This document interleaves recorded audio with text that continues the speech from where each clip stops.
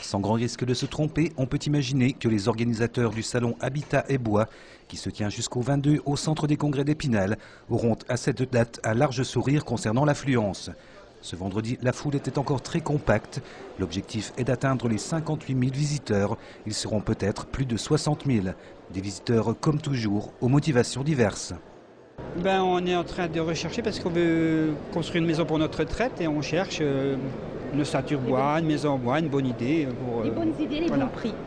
Voilà. Pour voir comment se porte un peu la filière bois. Apparemment, ça intéresse beaucoup de monde.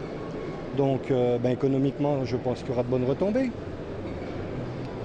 Vous êtes vous-même de la filière bois? Oui, honnêtement, oui. Ça fait des années que je viens ici, puis on vient de la région de Colmar. Puis je viens surtout pour les machines à bois et tout ça.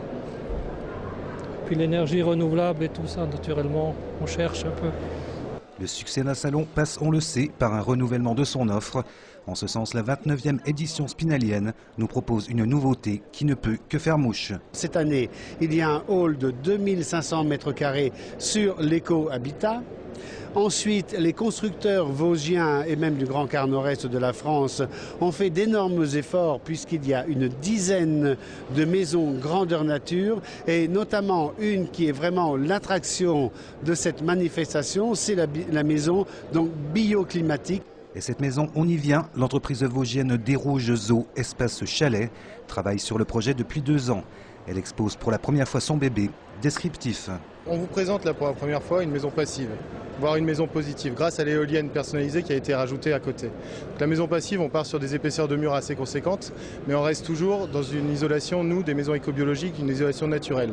De la laine de bois, de la ouate de cellulose. C'est notre concept, on restera toujours comme ça, on ne mettra pas de laine de verre, de polystyrène, ce genre d'isolant. Après, cette maison, elle est perspirante à la vapeur d'eau. La vapeur d'eau peut circuler à travers les murs pour éviter d'étancher le mur, ce qui lui permet de respirer et de n'avoir aucune pathologie par la suite. Un mot sur le prix?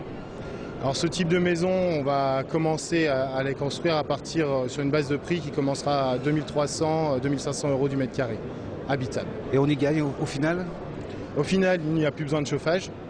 Donc on n'est pas lié par rapport aux fluctuations du marché au niveau des produits des énergies, Donc on verra dans le temps, mais pour l'instant, on voit que les énergies continuent à monter. Dans tous les cas, ça ne peut être que positif.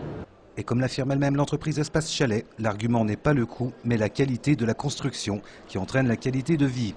On vous le rappelle, le salon Habitat Bois se poursuit jusqu'à lundi.